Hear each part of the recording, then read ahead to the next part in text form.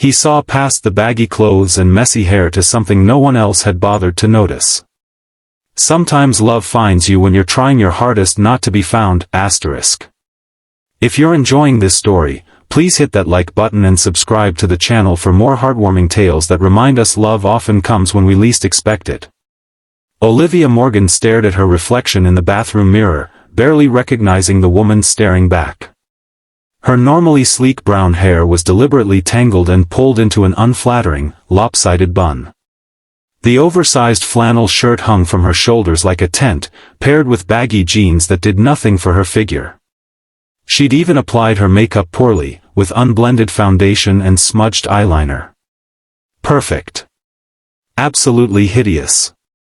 "Are you sure about this?" her roommate Zoe asked from the doorway, wincing at Olivia's appearance. 100%, Olivia replied, adjusting her thick-framed glasses that she normally only wore for late-night reading. "I'm done with blind dates. This is the fourth one my mother has set up this month, and I'm making sure it's the last." "By sabotaging it before it begins?" "Exactly." Olivia turned away from the mirror with a satisfied nod. "Mom will finally get the message that I want to focus on my career, not dating. This guy will take one look at me, make an excuse to leave early, and that'll be the end of my mother's matchmaking career."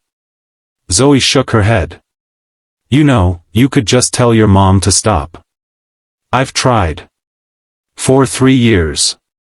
Olivia grabbed her oversized purse, another deliberate choice.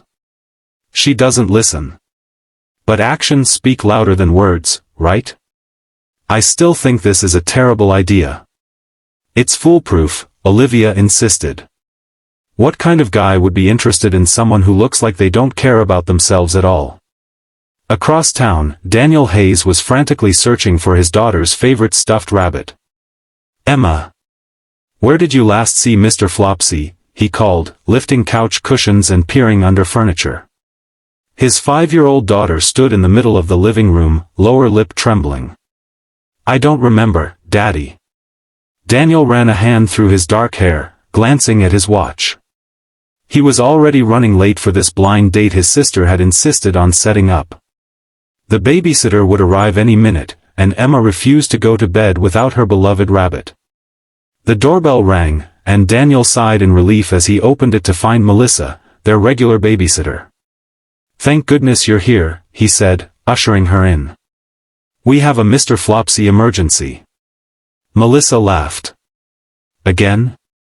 Check the laundry basket. That's where we found him last time." Sure enough, the stuffed rabbit was nestled among clean towels in the laundry room. Emma's face lit up as Daniel presented the toy to her with a flourish.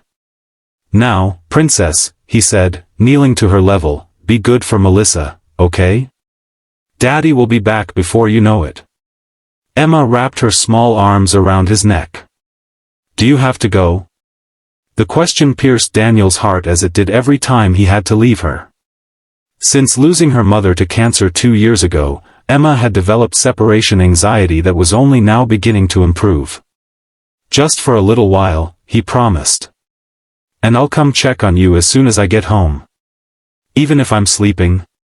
Even if you're sleeping." He kissed her forehead. "I'll always come back to you, Emma. Always."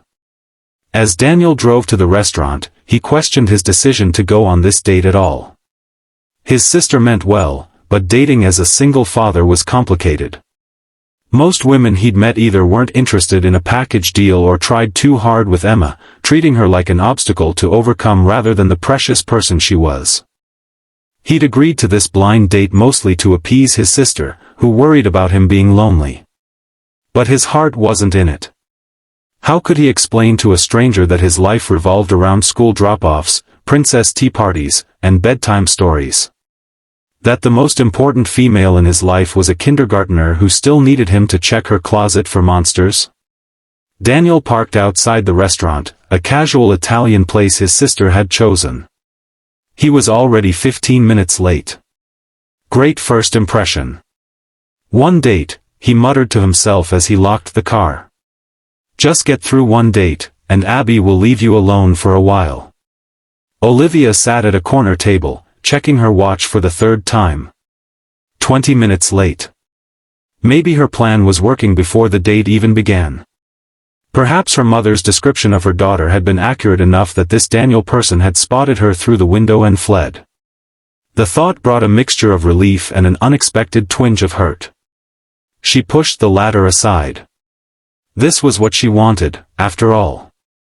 She took a sip of water, accidentally smudging her already messy lipstick on the glass. A few tables away, a couple was clearly on a successful date, laughing and leaning toward each other. Olivia felt a momentary pang of envy before reminding herself why she was doing this. After her last relationship had ended in heartbreak, with her ex-boyfriend admitting he'd never actually wanted the future she'd thought they were building together, Olivia had thrown herself into her work as an elementary school art teacher. She loved her job, loved inspiring creativity in her students. Romance could wait until she was ready, not when her mother thought it was time. The restaurant door opened, and a man walked in, looking slightly disheveled and out of breath. He spoke briefly with the hostess, who pointed in Olivia's direction. Her heart sank. So he'd shown up after all. Daniel approached the table, and Olivia braced herself for the look of disappointment that would inevitably cross his face when he realized this was his date. "Olivia?" he asked, extending his hand. "I'm Daniel. I'm so sorry I'm late. There was a stuffed animal crisis at home." Olivia blinked in surprise, both at his explanation and at the fact that he was smiling genuinely at her, seemingly unfazed by her appearance. "Stuffed animal crisis," she repeated, shaking his hand automatically. Daniel pulled out the chair across from her and sat down. "My daughter couldn't find her favorite rabbit. She won't go to sleep without it, so I had to launch a full-scale search and rescue operation before I could leave." "You have a daughter?" This wasn't in the information her mother had provided. "Emma. She's 5. His face softened as he mentioned her. "The babysitter found the rabbit, thankfully. Crisis averted." Olivia nodded slowly, thrown off balance. Her mother had set her up with a single father? And he hadn't immediately made an excuse to leave despite her deliberately off-putting appearance? "I should apologize for how I look," she said, deciding to lean into her plan. "I didn't have time to get ready properly. I'm not usually much for appearances." She gestured vaguely at her outfit. Daniel's eyes met hers, warm and surprisingly kind. "No apology needed. I showed up late and looking like I just ran a marathon. Besides, I spend most of my days covered in finger paint or playground dirt, so I'm the last person to judge anyone's appearance." He picked up the menu, seemingly untroubled. "Have you been here before?" "My sister recommended the margarita pizza." Olivia stared at him, momentarily speechless. This wasn't going according to plan at all. He was supposed to be put off, not charming and understanding. And he was charming, she realized with dismay. Beneath her deliberate attempt to sabotage the date, she found herself noticing his warm brown eyes and the way they crinkled slightly at the corners when he smiled. His dark hair was a bit messy, but it suited him. And there was something genuine about the way he spoke, without pretense or judgment. "I haven't been here before," she admitted. "My mother chose it." "Ah, so your mother set you up too?" Daniel chuckled. "My sister Abby has made it her mission to find me a partner. She thinks Emma needs a maternal figure, and apparently, I need someone to remind me to do adult things like get haircuts and buy matching socks." Despite herself, Olivia smiled. "My mother thinks my biological clock is not just ticking but blaring like a fire alarm. She introduces me to every single man she meets, from her dentist's son to the guy who delivers her groceries." "And which category do I fall into?" "You're the son of her book club friend." Daniel nodded thoughtfully. "Well, at least we have something in common. Meddling family members who think they know what's best for us." The waiter approached, and they ordered drinks, a glass of red wine for Daniel and water for Olivia, who needed to keep her wits about her. This date wasn't going as planned, and she needed to get things back on track. "So," she said after the waiter left, "your daughter's mother, are you divorced?" She winced internally at how blunt the question sounded, but maybe being tactless would help her cause. Daniel's expression shifted, a shadow passing over his features. "No. My wife, Kate, passed away 2 years ago. Cancer." Olivia's heart sank. "I'm so sorry. That was incredibly insensitive of me to ask." "It's a natural question," he said gently. "And it's part of who I am now, a widower, a single dad. It's not something I hide." Olivia felt a wave of shame wash over her. Here she was, deliberately trying to sabotage a date with a man who had experienced real loss, who was raising a child alone.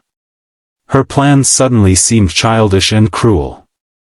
"I should be honest with you," she began, but was interrupted by the waiter returning with their drinks and asking if they were ready to order food.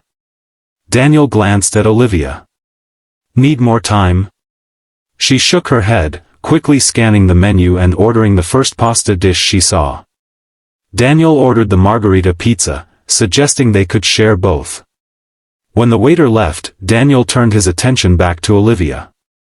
"You were saying something about being honest?" Olivia took a deep breath. I don't usually look like this." Daniel's eyebrows rose slightly. "Okay. I mean, I deliberately dressed this way. To make a bad impression." The words tumbled out in a rush. "I was trying to sabotage the date so my mother would stop setting me up. I thought you'd take one look at me and leave." She expected him to be offended, maybe even angry. Instead, Daniel studied her for a moment, then let out a soft laugh. "That's creative," he said. "Though I have to say, if your plan was to look unattractive, you didn't quite succeed." Olivia felt her cheeks warm. "What?" Daniel shrugged. "The messy hair and oversized clothes don't hide the fact that you have kind eyes and a nice smile. Besides, I've spent the last 2 years of my life with a tiny human who thinks fashion means wearing a tutu with rain boots. My standards for appearance have been significantly recalibrated." Olivia didn't know how to respond. This wasn't just her plan failing, it was backfiring spectacularly. "I should probably be offended," Daniel continued, "but honestly, I understand. I almost canceled 3 times today. Dating isn't exactly high on my priority list right now." "Why didn't you cancel?" Olivia asked, genuinely curious. "My sister threatened to sign me up for a dating app if I didn't at least give this a try.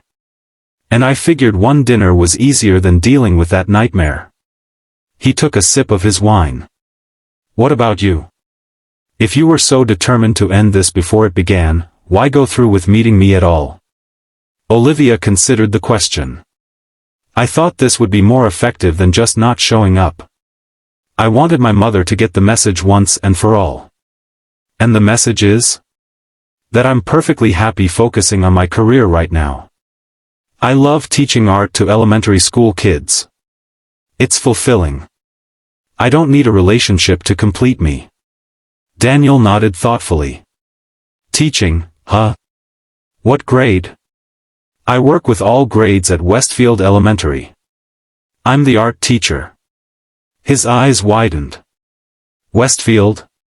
That's where Emma goes to school. She's in kindergarten there." "Really?" Olivia tried to recall if she had a student named Emma Hayes.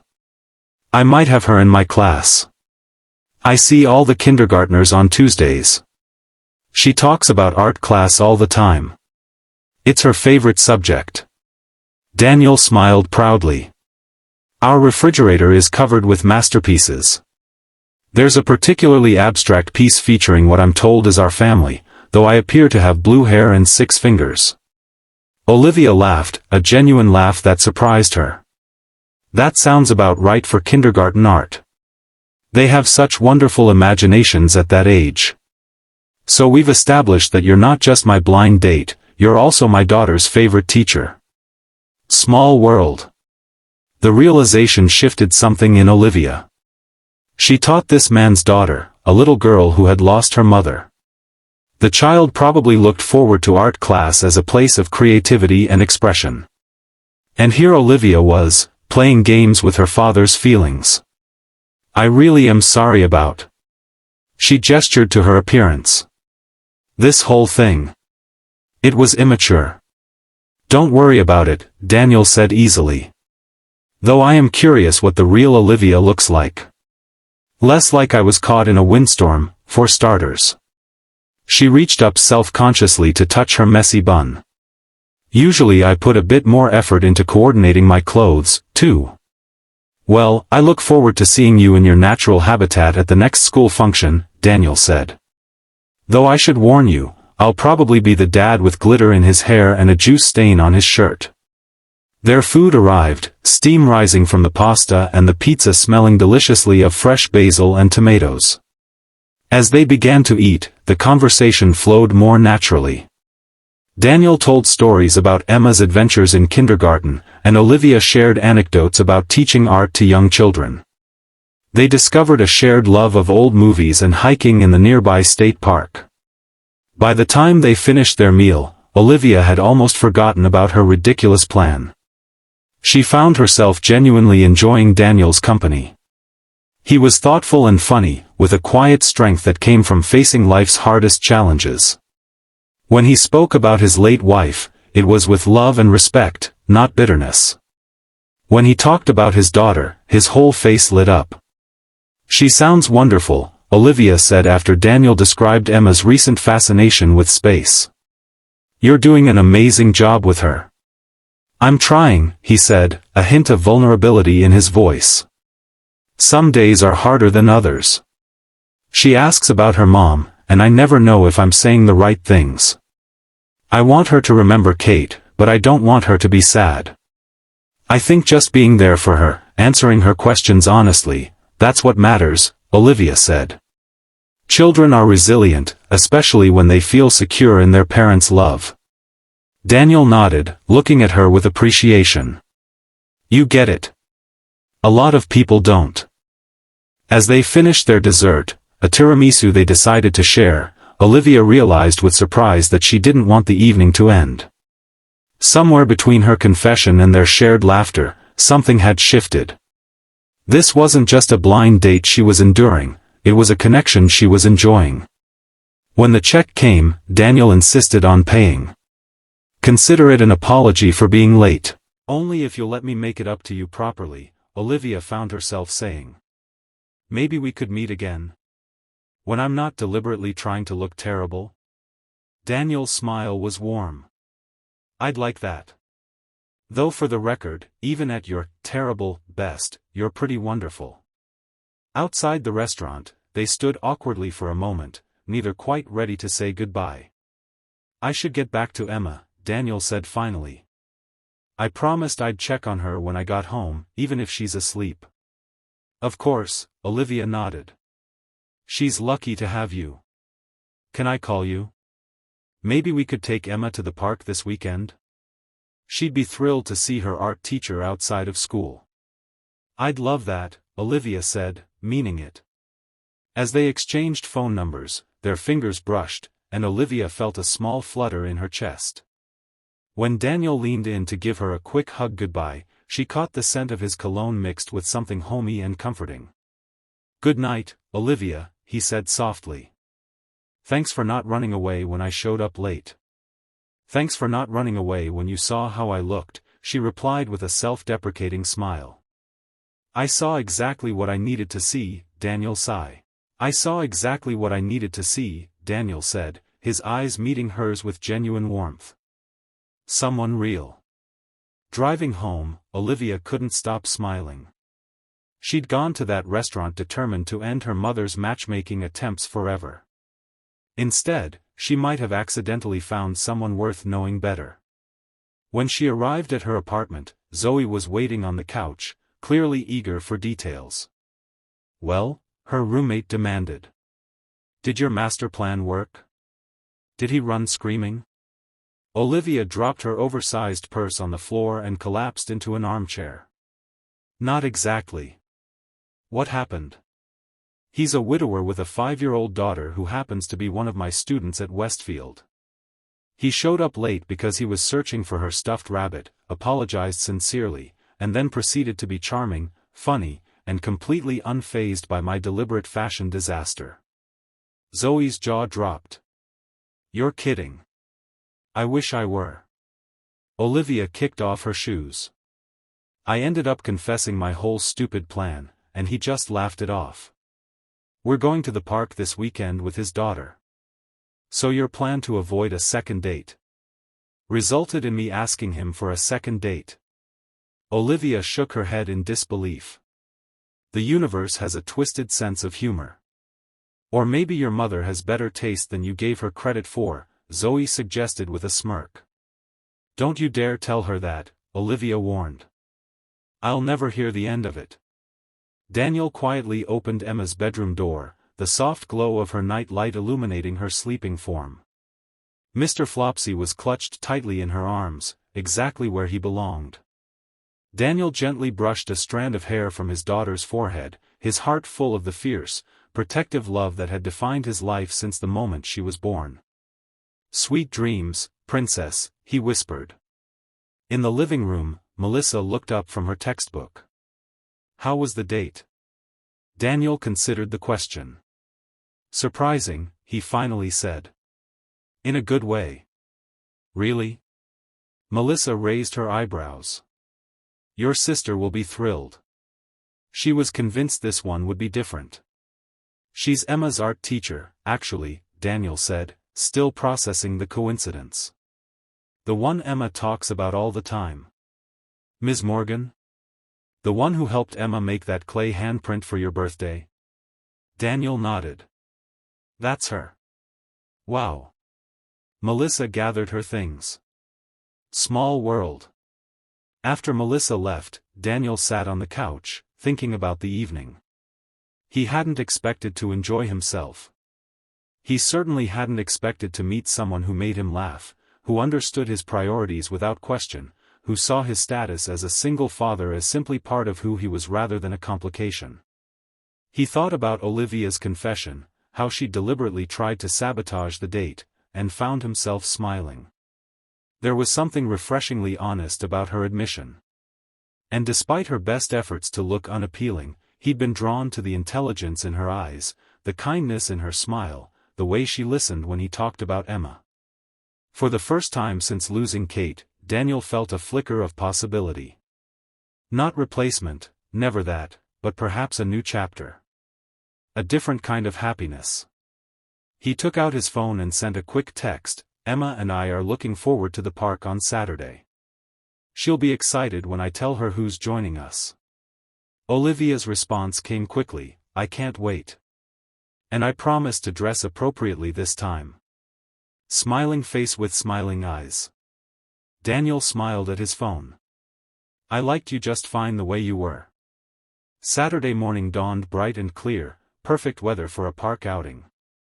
Olivia stood in front of her closet, suddenly overwhelmed by the simple task of choosing what to wear. This is ridiculous, she muttered to herself. It's just a casual outing with a student and her father. But it wasn't just that, and she knew it.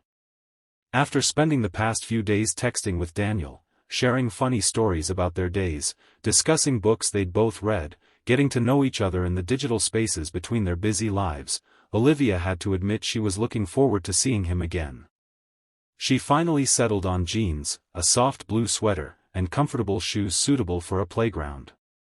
Her hair was neatly styled, her makeup minimal but flattering. The opposite of her blind date disaster look in every way. When she arrived at the park, she spotted them immediately. Daniel was pushing Emma on the swings, the little girl's laughter carrying across the playground. Olivia paused for a moment, watching them. There was something beautiful about their interaction, the careful attention Daniel paid to his daughter, the trust in Emma's face as she soared higher. Emma noticed her first. Ms. Morgan, she squealed, jumping off the swing midair in her excitement. Emma, careful.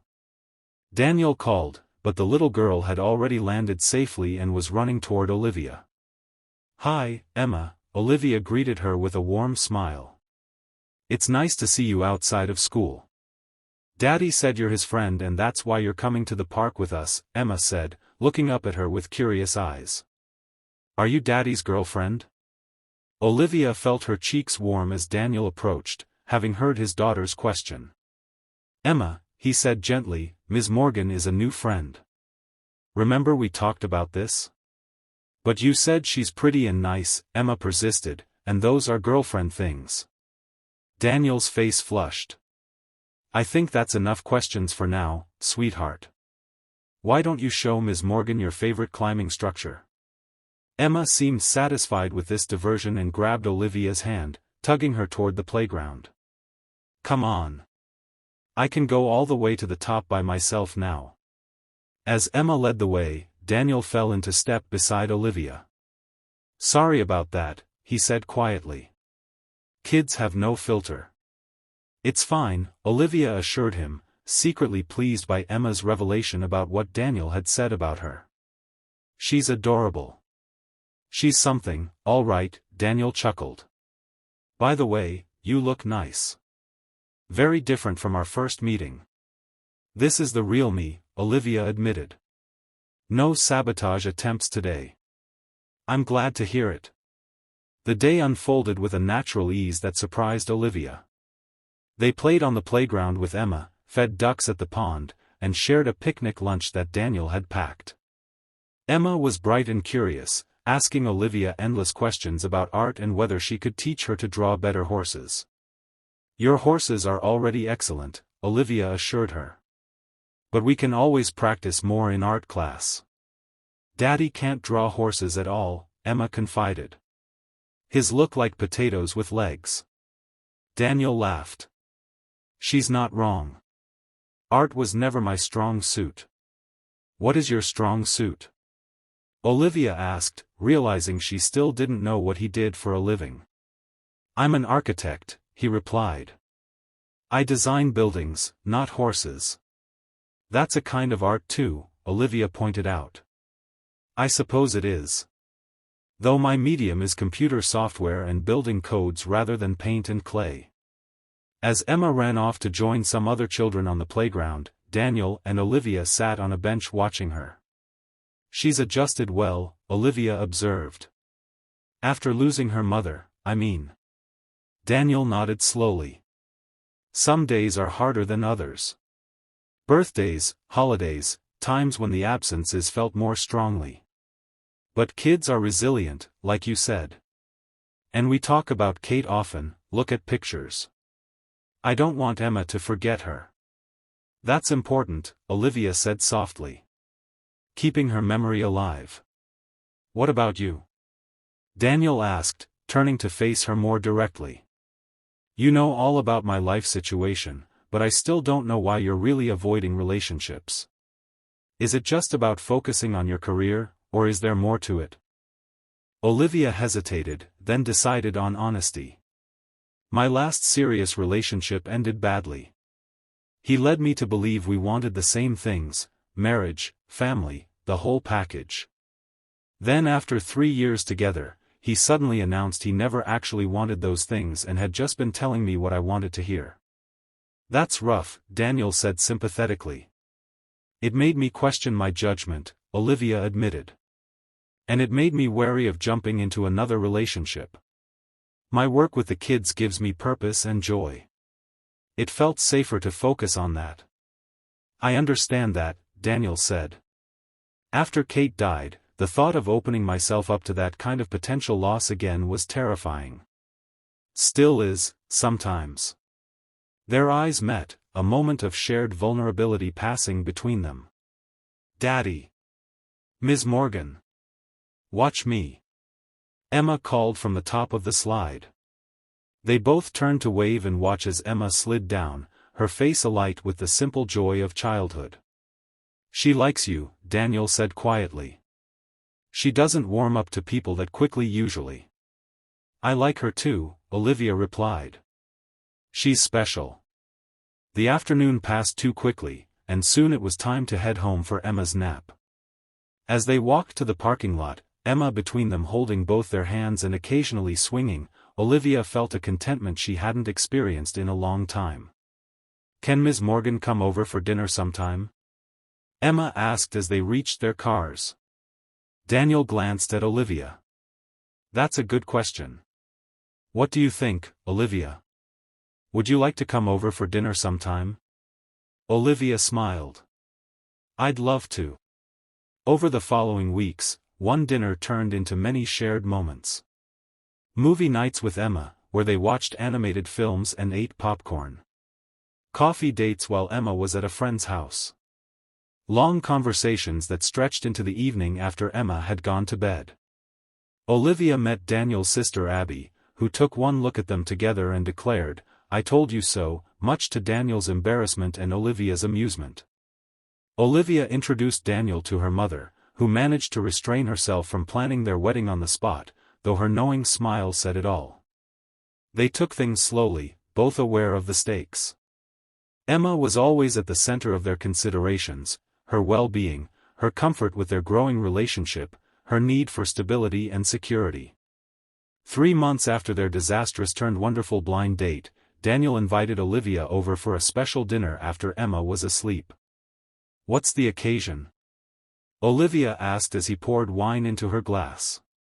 "No occasion," Daniel said, though there was something in his expression that suggested otherwise. "I just wanted some time with just us." After dinner, they sat on the couch, Olivia curled against Daniel's side, his arm around her shoulders. "I've been thinking," Daniel said, his voice soft but serious. "About us. About what this is becoming." Olivia felt her heart quicken. "Oh. When Kate died, I thought that part of my life was over. I thought I'd focus on raising Emma and that would be enough." He paused, gathering his thoughts. "And it would have been enough. Emma is everything to me. But then you walked into our lives, or rather, I walked into yours, 20 minutes late to a blind date with a woman who was trying her best to look unattractive." Olivia laughed softly. "Not my finest moment." "It was perfect," Daniel insisted.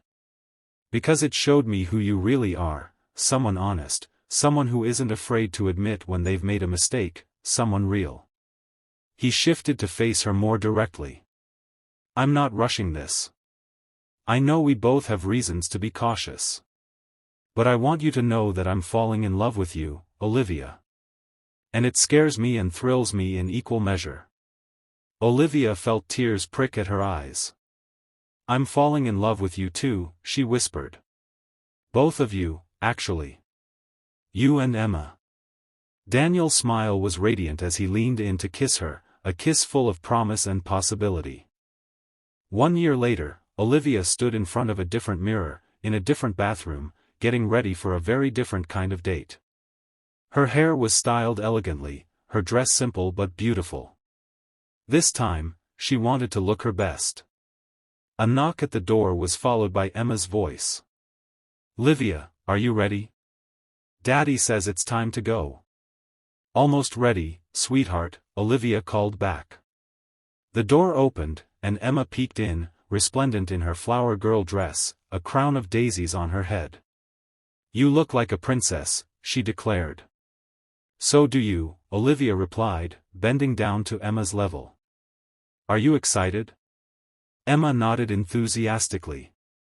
"Daddy says after today, you'll be my official bonus mom. Not a replacement mom, because I already have a mom in heaven, but an extra mom here on earth." Olivia felt her heart swell with love for this child who had accepted her so completely. "That's right. And I promise to be the best bonus mom I can be." "I know," Emma said with the simple confidence of childhood. "That's why Daddy picked you. He said he knew right away, even when you looked messy." Olivia laughed. "He's told you that story, has he?" "Lots of times. He says it's his favorite story because it has a happy ending." "Mine too," Olivia agreed, standing and taking Emma's hand. "Shall we go? We don't want to keep Daddy waiting." As they walked down the aisle together, Emma scattering flower petals and Olivia's eyes fixed on Daniel waiting at the altar, she marveled at how life could change so completely. From a deliberately sabotaged blind date to this moment of perfect joy, it was a journey she could never have planned or expected. Daniel's eyes shone with tears as he watched them approach, his expression one of wonder and gratitude. When Olivia reached him, he took her hands in his. "You look beautiful," he whispered. "No sabotage attempts today," she whispered back with a smile.